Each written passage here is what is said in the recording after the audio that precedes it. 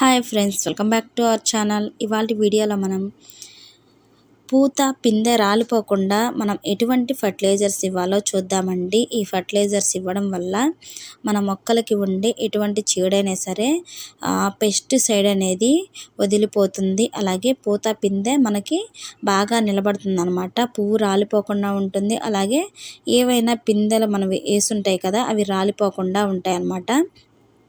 అలాగే టమాటా మొక్కలకు కానివ్వండి, పచ్చిమిర్చి మొక్కలకు కానివ్వండి, మందారం మొక్కలకి, పూల మొక్కలకు కూడా ఏవైనా మిల్లీ బగ్స్ కానివ్వండి, పేను బంక ఇలా ఎక్కువ పడుతూ ఉంటుంది. ముఖ్యంగా టమాటా మొక్కలకి, పచ్చిమిర్చి మొక్కలకి ఆకుముడత అనేది వస్తూ ఉంటాయి. పూత రాలిపోవటం, అలాగే కాయ నిలబడిపోవటం ఇలా ఉంటుంది కదా.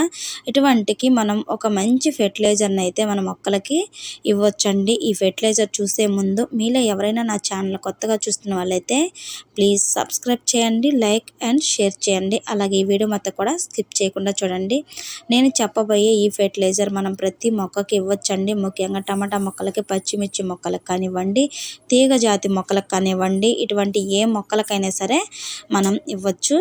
చూస్తున్నారు కదండి, ఒక మొక్క అల్లం మొక్క తీసుకోండి, అలాగే వెల్లుల్లి ఒక 4 రెబ్బలు తీసుకోండి, అలాగే 2 పచ్చిమిర్చి తీసుకున్నానండి. దీంతో మనం ఫెర్టిలైజర్ చేసి ఇచ్చామనుకోండి, మంచిగా మన మొక్కలైతే ఎటువంటి చీడపీడల బారిన ఉండదన్నమాట. అలాగే ఒక గ్లాసుడు మజ్జిగ కూడా తీసుకున్నానండి. మీ దగ్గర ఫర్మెంట్ చేయబడిన మజ్జిగ ఉన్నా సరే తీసుకోండి. దీన్ని అనేది పేస్ట్ చేసేసుకోండి.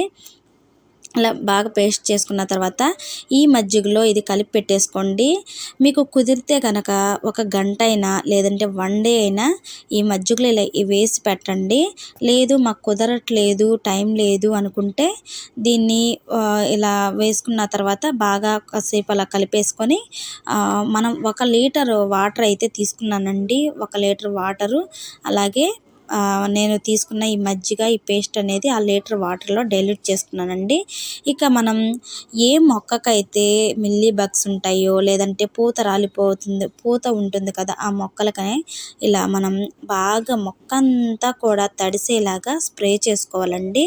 ఇలా స్ప్రే చేయడం వల్ల మన మొక్కలకి ఎటువంటి అయినా చీడపీడ ఉన్నా సరే, ఆకుముడుతున్నా, మిల్లీ బగ్స్ ఉన్నా, పేను బంక ఉన్నా, పూత రాలిపోవడం, కాయ రాలిపోవడం ఇలా ఉంటుంది కదా, ప్రతి సమస్యకి ఇది చెక్ పెడుతుందండి. చాలా బాగా యూజ్ అవుతుంది కూడా. నేను చాలాసార్లు ట్రై చేశాను. ఇలా చేయటం వల్ల మన మొక్క మంచిగా కాపు అనేది వస్తుందండి. అలాగే మనం వాటర్ శాతం మనం ఎక్కువ పచ్చిమిర్చి తీసుకున్నామనుకోండి, వెల్లుల్లి, అల్లం తీసుకున్నామనుకోండి, వాటర్ డైల్యూట్ అనేది ఎక్కువ తీసుకోవాలన్నమాట. వాటర్ డైల్యూట్ ఎక్కువ చేసుకోవాలి.